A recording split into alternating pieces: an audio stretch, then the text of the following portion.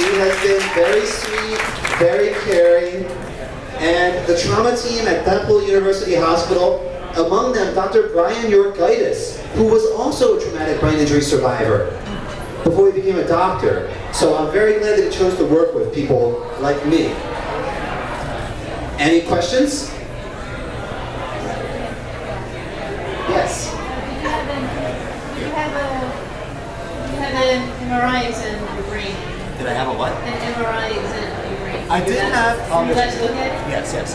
I had an MRI of my brain. I got very lucky, actually. I had no breaks, no bleeding, and no swelling.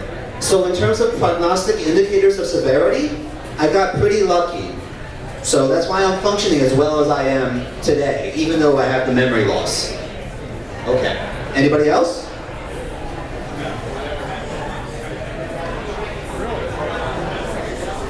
What happened to the driver that hit you?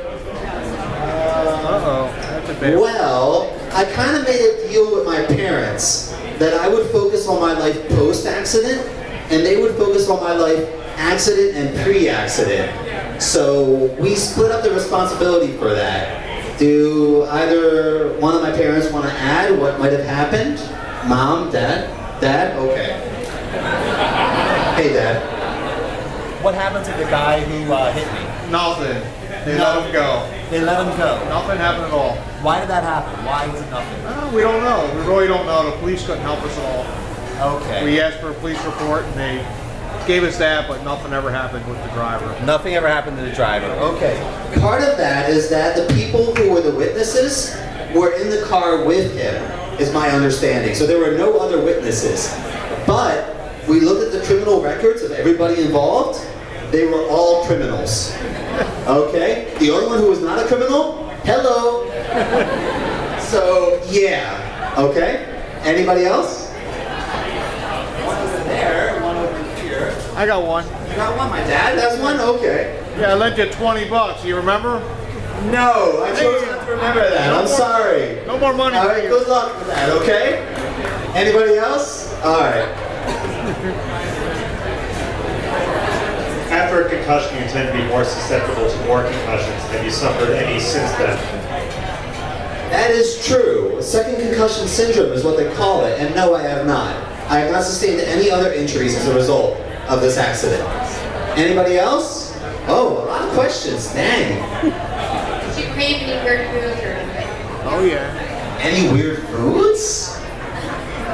Yes. Well, I mean, it depends on what your definition of weird food is. I was a teacher in South Korea before, so I love Korean food. So if you think of that as weird, then yeah, I definitely craved it. Alright? Anybody else? Oh, here's one. What's the first thing when you wake up in the morning, how much do you remember? How much of a review do you need each day to remember where you are, what's going on? The question was, how much review do I need each day to remember what's going on? Frankly, I don't remember yesterday. Right now, I do not remember yesterday. But, put yourself in my shoes. Can you look and see what happened yesterday because of my strategy? Yes, you can. That is what makes you feel more comfortable. Not that you do or don't remember yesterday, but because of the strategy that I have with Twitter, I can look and see what happened yesterday. I did not lose track of my life. But yes, I remember what happened yesterday. So, yeah. As you review it, will it be like, does the memory come back from yesterday?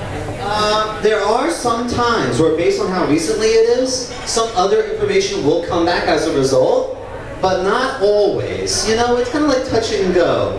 I have thought about lying to myself a few times, just to make myself seem more interesting, my life seem more interesting. You know, the occasional, like, foursome with 3 other women, you know what I mean? But I don't do that, I promise, okay? I promise. All right, anybody else? Let's see, 1, 2. You learned your Twitter strategy after your accident. How did you learn that? Yes. Actually, I started using Twitter after my injury, and part of me using Twitter after my injury is that I felt, anyone can correct me, but I felt Twitter was kind of redundant now with Facebook. Like I felt no need to use Twitter if everyone had Facebook already, but I needed the service that would work for me privately, so I went ahead with Twitter because I already had a Facebook and I was using that publicly. So that's why I separated it, and I only created Twitter for myself after my injury. Okay. 2 more questions. 2 more questions, everybody. Let's see. 1, 2, And that's okay. Since you've started documenting your events, in the time that you've been journaling, have you noticed a change in what you're documenting? So have I noticed a change in terms of what I'm mentioning in my life? No, not really. It's been pretty consistent, you know? I haven't changed my character, myself too much over the past year. And I feel like there's a lot of consistency between myself pre-injury and post-injury in terms of my interests, in terms of my wants, desires, etc., etc. Okay. Anybody? This person. Last one. Where and when did you work in South Korea? Okay. I was a middle school teacher. Sorry. I was a middle school teacher in South Korea from 2007 to 2008. And I was in Seoul, South Korea. I was actually in Sangdo Middle School, Sangdo 중학교. 그래서 당신은 한국말 하면 우리 나중에 한국말 하자. Alright, I learned to speak a lot of Korean, so if anyone wants to speak with me in Korean, I would be glad to. But anyway, that's it, I guess. I'm out of time. Thank you very much for your time.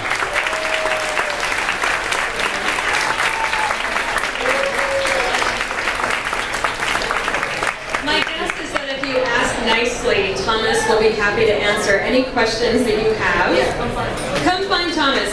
I would also like to state that rather embarrassingly, about 3 weeks ago, Thomas emailed us and said, "Oh, I'd like to speak first. Is that okay?" And I said, "Yeah, sure, absolutely."